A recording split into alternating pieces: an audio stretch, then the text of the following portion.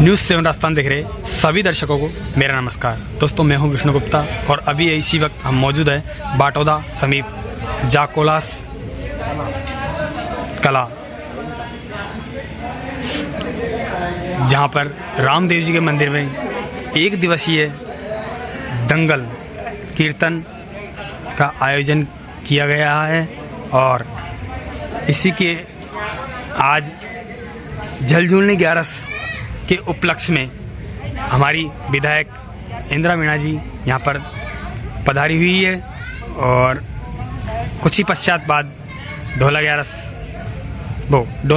डोले की झांकी निकाली जाएगी। हम आपको सीधा लाइव तस्वीर के माध्यम से दिखा रहे हैं और हमारे रामदेव जी का मंदिर ये है।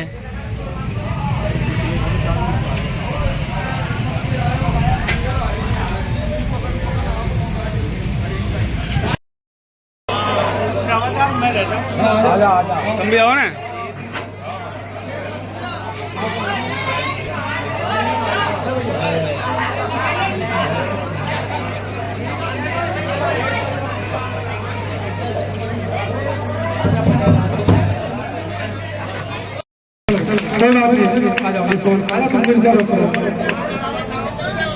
कैमरा में फोटो लेकर बराबर आ जाओ, बराबर आ जाओ।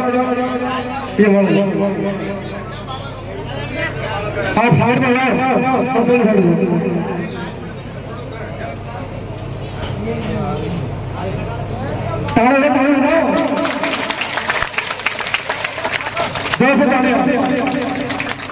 कैमरा में फोटो लेकर है।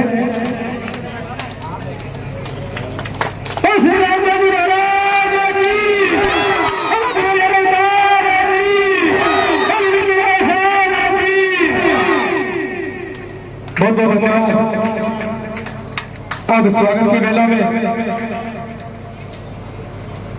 आप बिराजे, आप बैठ गए। ये बहुत सीधे सरल स्वभाव के आदमी है। जब भी इनको याद किया जाता है तैयार रहते हैं।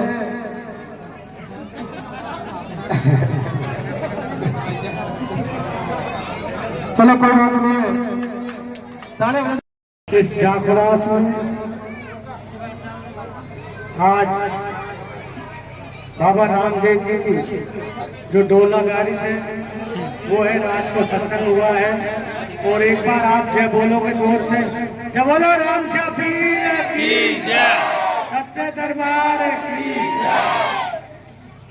आज के इस प्रोग्राम के खास मेहमान आपके अपने लाडले दूसरी बार के विधायक सम्मानीय आदरणीय इंदिरा मीणा जी, मंच पर विराजमान हंसराज जी सरपंच साहब बरनाला, यहाँ के स्थानीय सरपंच साहब हरी जी, मार साहब भावल के आदरणीय गुरु जी, रूपचंद जी जो हमारे कांग्रेस के मंडल अध्यक्ष हैं, शिवराज जी मीणा, बलराम जी, शिवचंद जी, कैलाश जी और अखिल भारतीय नगर महासभा के जिला अध्यक्ष और पूर्व जिला परिषद सदस्य रामदयाल जी और दो हमारे और मेहमान हैं जो उमरी और सलेमपुर से पधारे, दोनों सरपंच नवयुग हैं।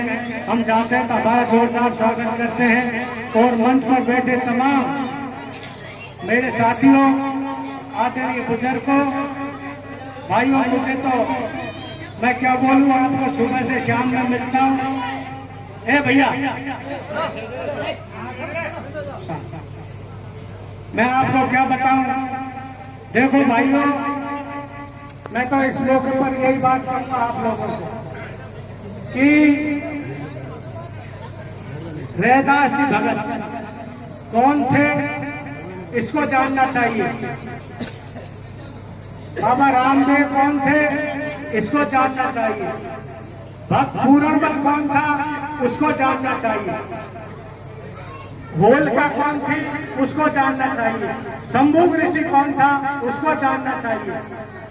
इसलिए संत रविदास जी कौन थे उसको जानना चाहिए। बाबा रामदेव जी के चरणों यहाँ पर विराजमान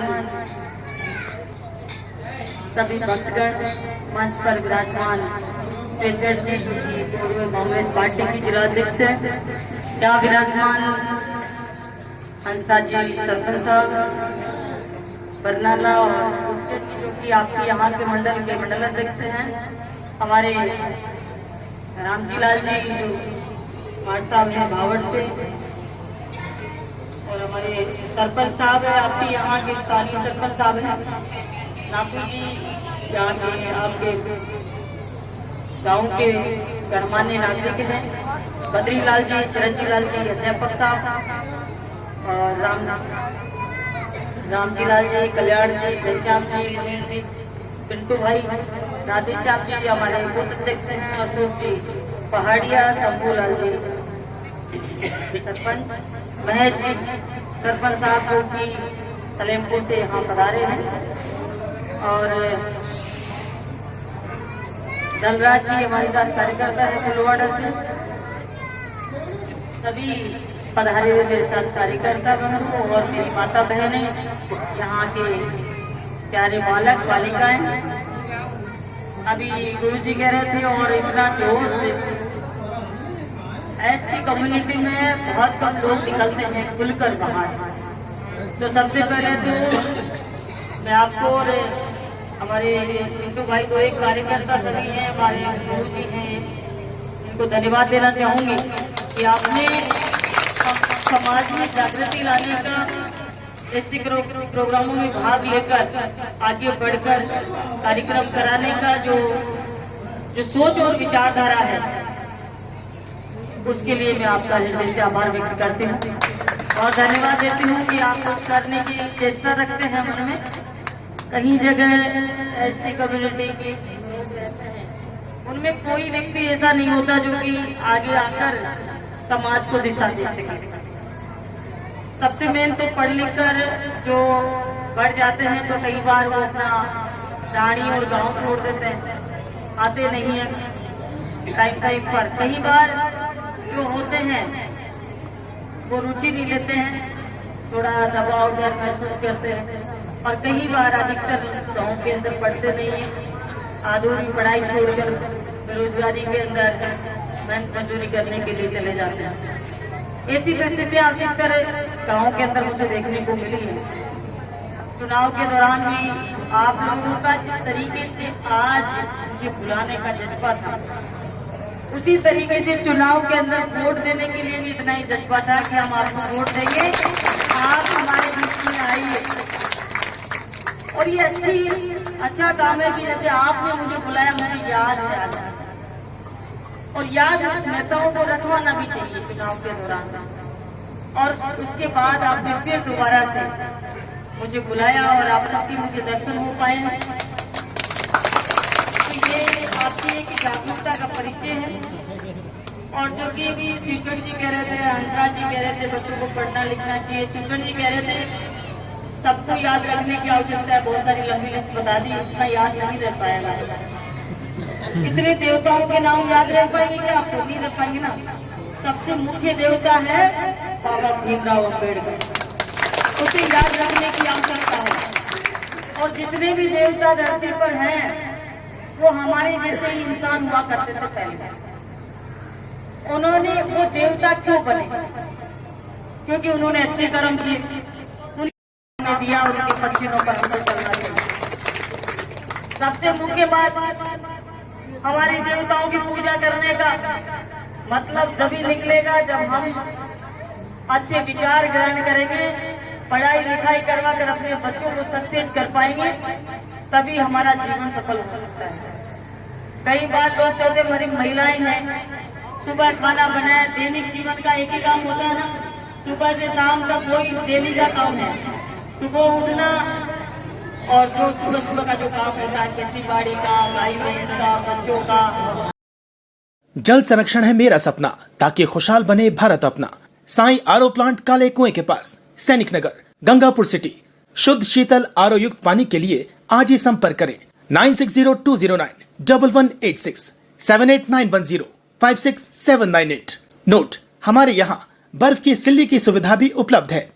और शाम को सो जाना, आपने रुक जाना, लेकिन आपको अपने मन में एक चीज जरूर सोचनी चाहिए, हमारे बच्चों का भविष्य क्या होगा। बच्चों को भी एक बात सोचना चाहिए कि आप आगे चलकर क्या करना चाहोगे। अपना भविष्य खुद को निर्धारित करने के लिए उनको प्रेरित करना चाहिए।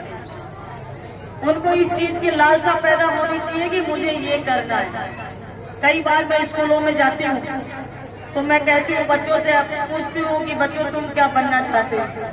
कई सारे बच्चे तो अपना विजन बताते हैं कि मैं पुलिस बनना चाहता हूँ, मैं मास्टर बनना चाहता हूँ, मैं डॉक्टर बनना चाहता हूँ, मैं कलेक्टर बनना चाहता हूँ, मैं इंजीनियर बनना चाहता हूँ। कुछ बच्चे चुपचाप बैठे रहते हैं, यानी कि वो बचपन से परवरिश से वहां तक उन्होंने किसी ने उनको बताया ही नहीं कि तुम्हें करना क्या है आगे। उनका ये मन में ये रहता है हमेशा कि हमें तो स्कूल आना है और स्कूल में जो मास्टर जी पढ़ाते वो पढ़ के घर चले जाना है और घर पे जो माता पिता कह दे वो करना है।